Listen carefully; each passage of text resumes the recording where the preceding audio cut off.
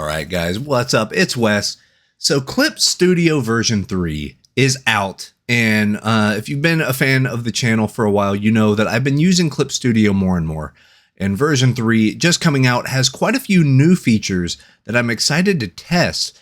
But I thought this would be a fun video to kind of dig in and talk about what some of my overall favorite things about Clip Studio Paint are. So I put out a poll on the YouTube poll creator thing. I don't know what it's technically called, but you know, where you can check the feeds and you can see different polls and stuff. And you all voted for this to be a character / portrait episode. So I have an idea kind of what I want to do. There's a few of the features I want to use in Clip Studio, but I want to use them in a way that you may not expect.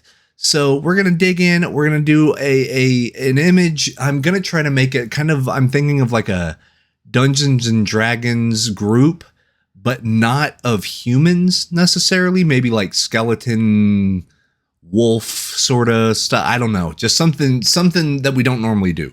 I want to get some practice in. I want to really put the sketch brushes through their paces, all that fun stuff. But yeah, without further ado, let's dig into Clip Studio version 3 and talk about what makes this software so cool.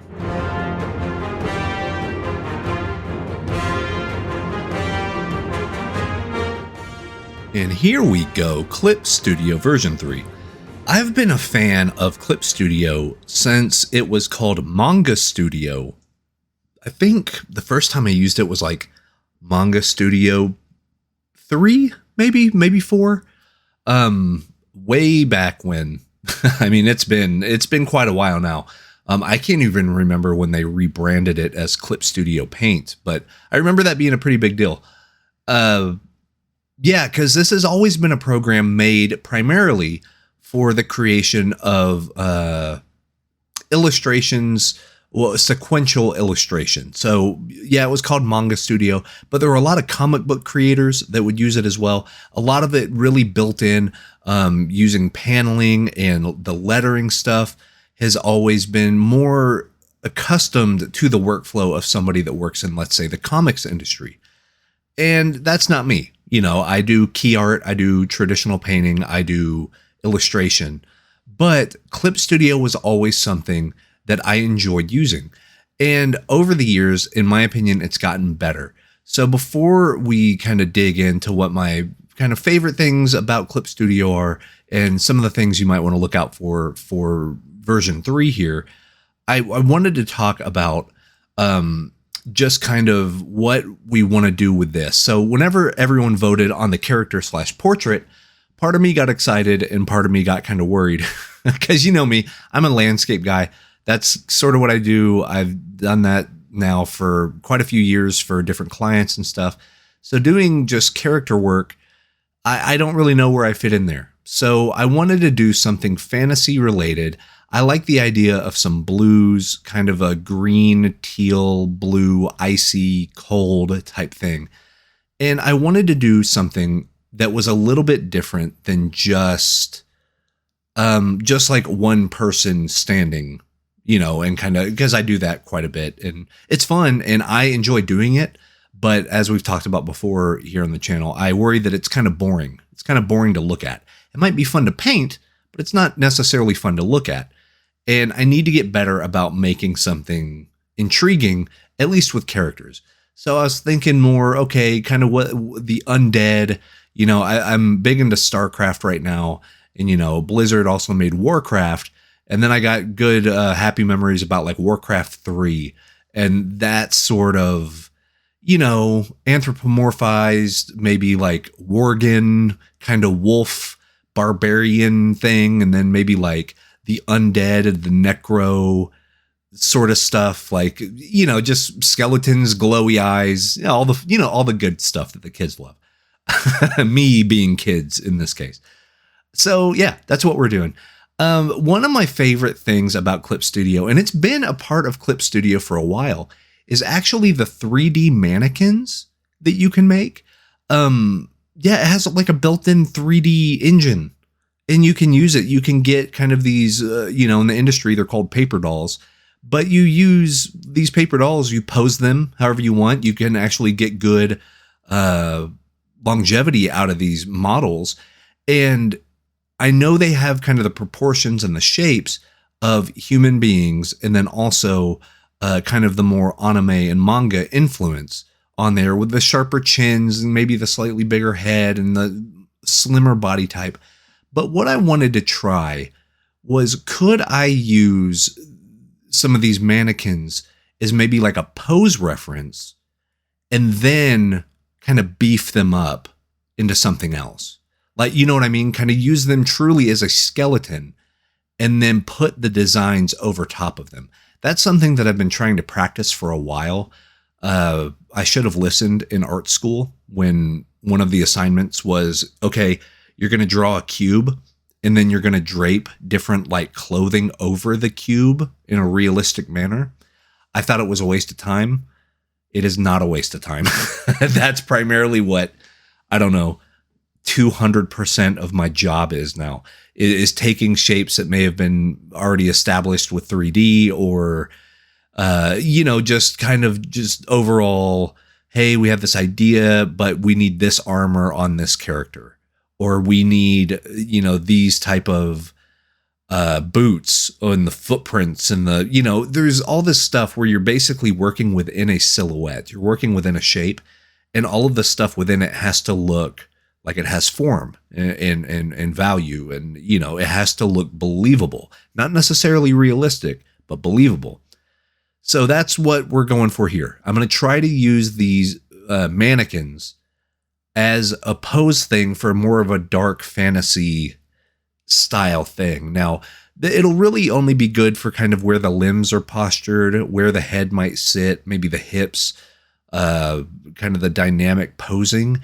But it's my job to take that and then make it into something else. So I'm thinking like skeleton with a Viking helmet, or some sort of big fur. I love the fur coat stuff. So that's what we're going to do. And yeah, keep it within the blues, kind of a monochromatic, maybe analogous color scheme. And we're just going to have some fun. So that's really what I wanted to talk about with Clip Studio, is how much fun it is to use.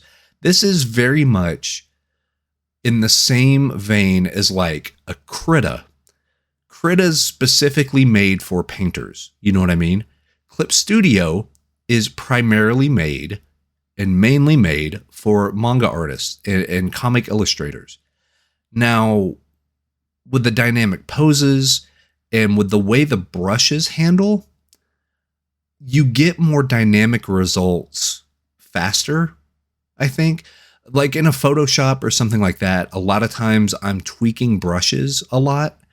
Like let me up the flow on this one. Let me lower the pressure sensitivity. Like I'm in the menu options of a lot of the brushes just as much as I am trying to paint or work. And you know how I feel about that. Like I don't want to mess around with the program, because now that's a different type of problem solving.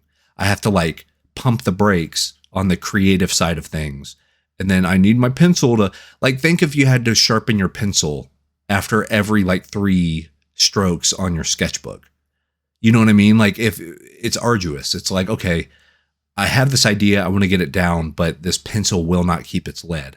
Sometimes I run into that with different programs, Photoshop being the biggest outlier. That's why I have to make my own brush packs, is like, I try to use the defaults and they just don't work. But with Clip Studio, the defaults work incredibly well. And I will go out and say that if you want to start using Clip Studio on a kind of a serious basis and use it as one of your primary art softwares, I highly recommend the Ray Frienden brush pack. Now, this is not an affiliate link. Me and Ray go back years. And, he's worked for Nickelodeon. He's done like Teenage Mutant Ninja Turtles. The dude's done tons of stuff. Incredible work. Amazing illustrator. He's the one that actually got me really into Clip Studio. So he's like, hey, you might want to give it a shot again. And this was years back, probably 10 years ago. And he was like, hey, you should give this a shot. And yeah, it was eye-opening to say the least. But his brush pack, I will have it linked in the description. Last I checked, it was like $15. But you get like 1,500 brushes, and they're unique enough and stylized enough They're made in categories, so you get some watercolors, you get some nice painterly stuff. You get some of my favorite brushes are called the Hawley, Hawley brushes, named after another artist, I believe, and just incredible, gritty, chalky, painty, like it's just everything you want. And then, you get the harder brushes, and then the kind of the smoother hard round that kind of melts into other colors. So you get that nice, beautiful lack of brush edge, but you can still like feel the brush go on the canvas. It's hard to explain. Once you kind of use it for a little bit, you'll know what I mean. It's almost like painting with nice melted butter. It's really nice.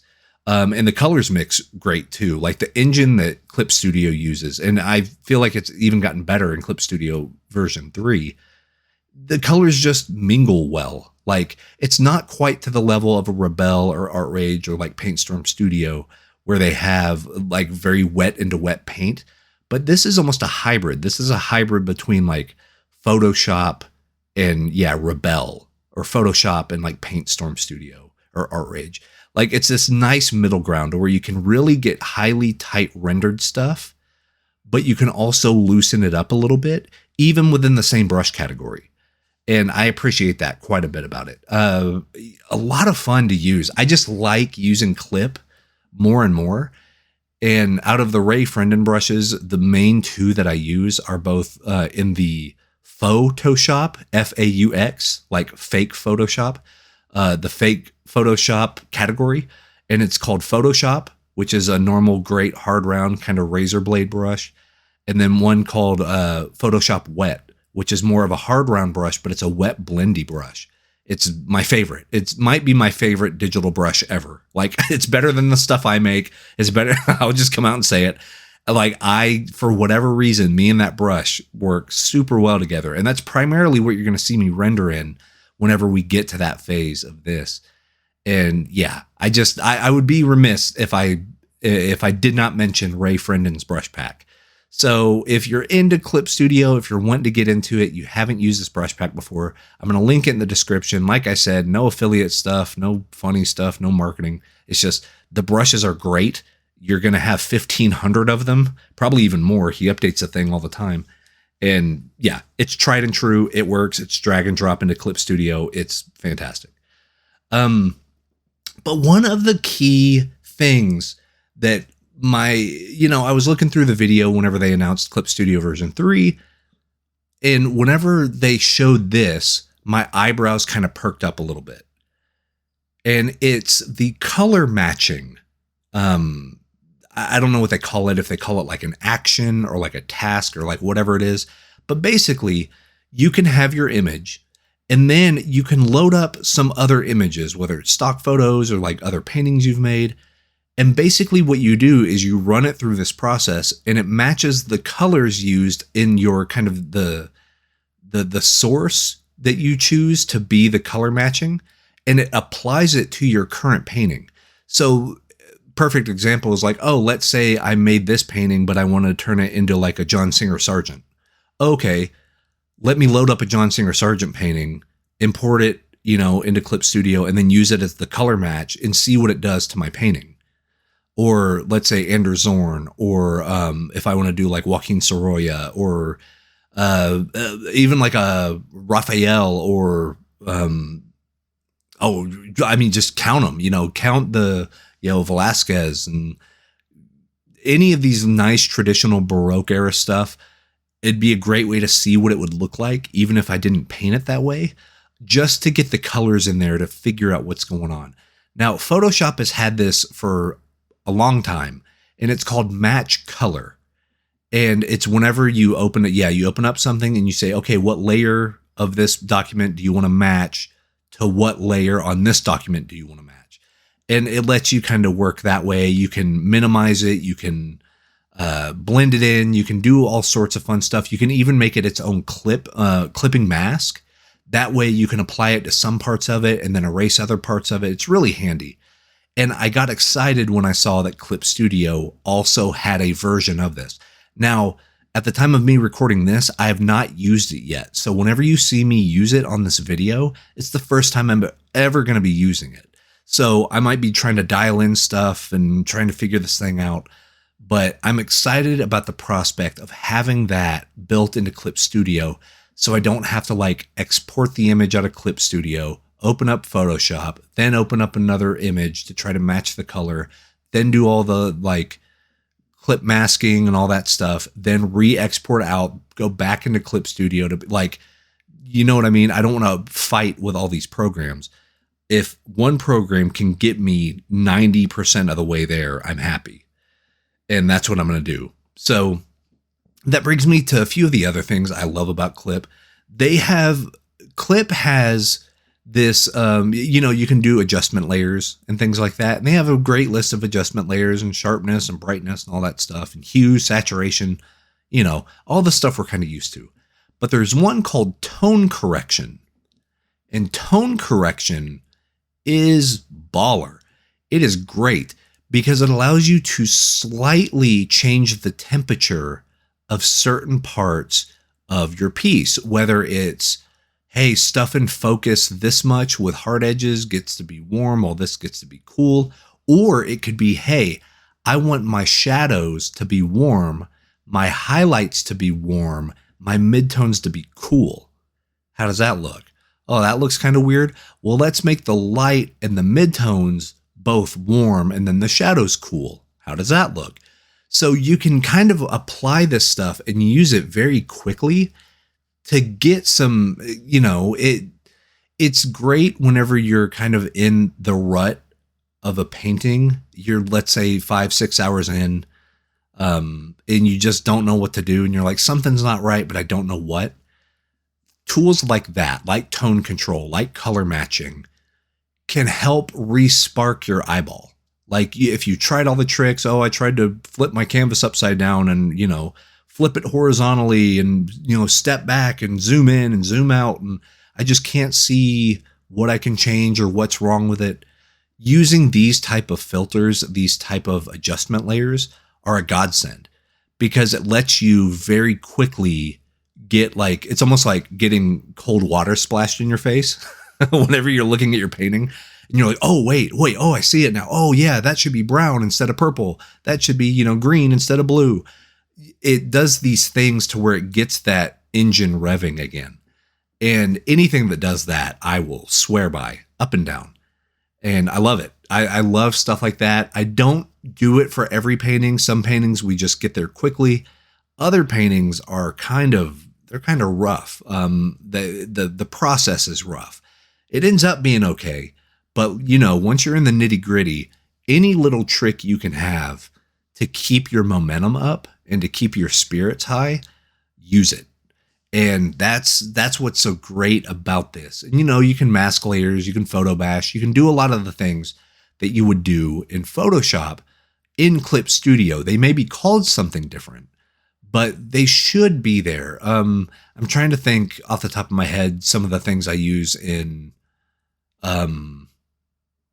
Photoshop that I don't use in Clip. I can't really think of very many. I may use a different method. Like if, let's say in Photoshop, I had a pattern of a traditional canvas and I would just pattern fill whatever I'm working on. I would probably just make a pattern and then use that as a texture and then bring that in on its own layer, do overlay. So I would do the same thing. I would get the same effect, but I would have to work a little bit different. The main thing I will say, this threw me for a loop with Clip Studio, and it's a super minor thing. But once you get in your own ways, any little tick like throws you out of it for a second. So like for the Clip Studio one, whenever you make a layer mask, the way a layer mask works is anything that is masked black is hidden. Anything that is white is shown. Okay. So that's how it is. Think of it almost like cutting out paper, right? And anything black, you literally cover up, but anything white is shown underneath. So any adjustment layers and stuff, let's say you make something a lot of a big vibrant red, but too much stuff turned red, you could just kind of black out the parts you don't want red. And then whatever parts are still white on that layer mask will show through.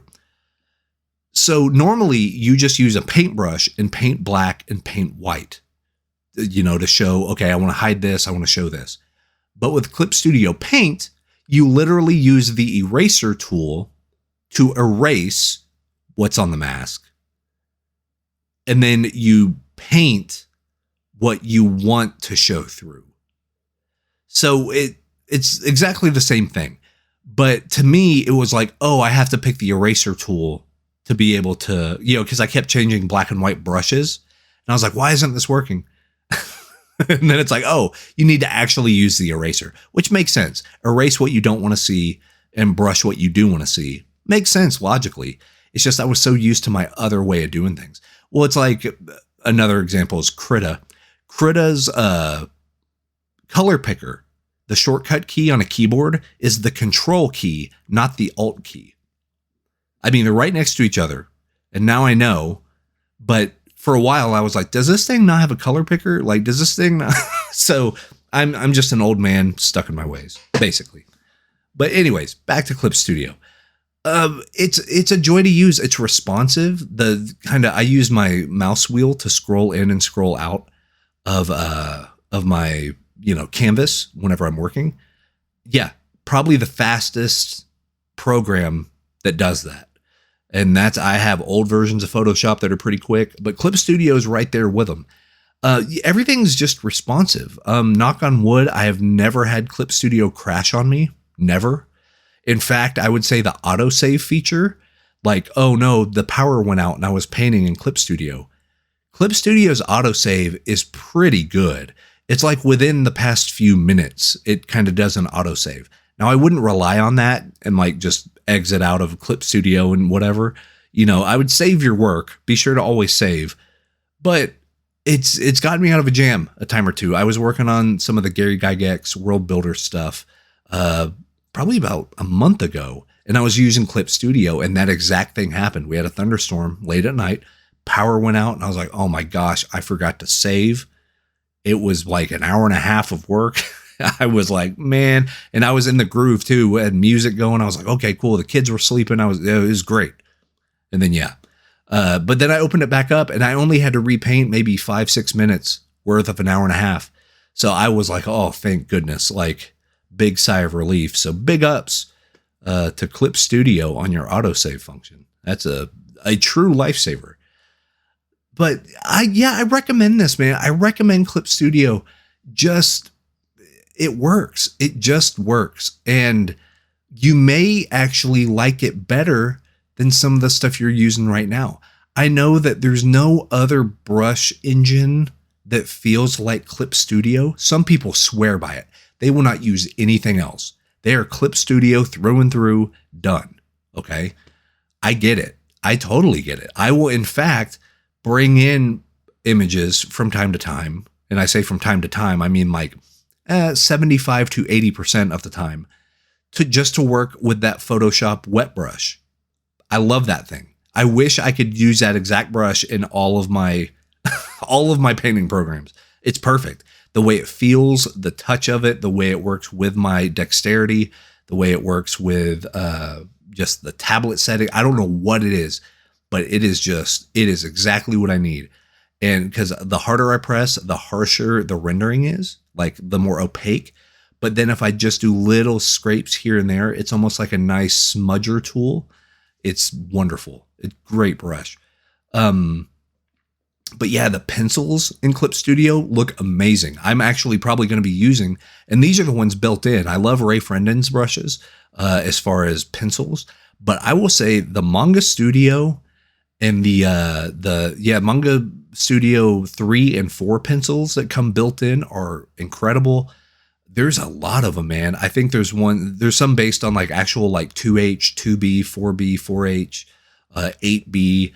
So if you're into that sort of like the charcoal, the slightly thicker vine feel, there's a lot to love there too. So you mix, the 3D mannequins, pose them how you want. You get the nice sketch brushes. You do some overlaying of your sketch ideas and stuff. Make sure that it works. You get the good lighting from the 3D mannequin. It's fun. It's just fun to get in here and start painting and see what happens. You can import Photoshop brushes. However, not all of the settings come over. So if you have like a mixer brush, like a brush that's specifically made to be used with wet blending mode or something, those things won't carry over. You'll still get the brush tip. You'll still get kind of the dual brush stuff. You'll get a little bit of the texture transfer. Things like that will carry over okay. But really the blending and the way that it feels within the program, you may have to tweak a little bit. But it can still take the ABR brushes. It can still do it, right? So I do recommend, that's why I do recommend Ray's brush pack. He made it specifically for Clip Studio, and it works like a dream. You don't have to tweak anything. It just works out of the box. Like you can, if you have some of my free brush packs or some of my paid brush packs, they can definitely work in Clip Studio. You may just have to go in and change some of the transfer settings, maybe some of the brush smoothing, which, oh yeah, by the way, there is brush smoothing built in. So if you're like me, I have kind of a shaky hand when it comes to sketching. I just do a lot of chicken scratch sketching. This can actually smooth out your lines, and it's built in. You don't have to buy an extra thing. You don't have to, load up an app to do it for you. Like, no, it's built in, and it's really good. It's very responsive. It knows where I meant to put the stroke and kind of does the proper, it does kind of come up a little bit here and then go down faster. It knows what I'm trying to do, and it smooths that out rather than like, I'm going to do kind of a curved line. Oops, it made it a circle. Like it's not, I've had some of those happen too. Not naming any names, but there's other programs that aren't quite as intelligent when it comes to that stuff. But Clip Studio's on it, man. They've got it figured out. I know there was some hubbub, I want to say a year or two ago, whenever they started moving to more of a subscription model. Just know I buy the perpetual license. I had Clip Studio Volume 1, Clip Studio Volume 2. When that came out, I paid $20 and then got Volume 2. Whenever Volume 3 came out, or version 3, I paid $20 yet again, stepped up from number 2 to number 3 to this perpetual version. And that's it. I'm not subscribed. I'm not giving them money every month. No, I just buy it one time, but it's absolutely worth $20. Oh my gosh. Yes. Like I hope they do that in perpetuity. I hope every version they do that upgrade discount, because I will buy every single upgrade. Everything about it has been better and better with each version. But yeah, if you're on the fence about it, I say give it a shot. Maybe if you've tried it before, try some of these new settings. Maybe try the color matching. Maybe, dig in a little more with kind of those 3D models. You never know what you're going to end up with. And, if you make comics, if you've been using Clip Studio for a long time, please let me know in the comments what's your favorite part about this program, because there's a lot to like. I'll tell you that. There's a whole lot to like. But that is my time. Hopefully you enjoyed this little overview about some of my favorite things about Clip Studio, and especially version 3. And yeah, can't wait to hear from you in the comments. We got some big things planned. This year is pretty wild. I've signed some NDA stuff. Later in the year, we'll be able to show a lot of it off. But yeah, the Gary Gygax stuff's on Kickstarter. I should have that link in the description as well. Go check that out. A lot of fun, just having a blast and doing it all within Clip Studio. So we will see you all next time. So go out there, make cool art, and we'll talk to you soon.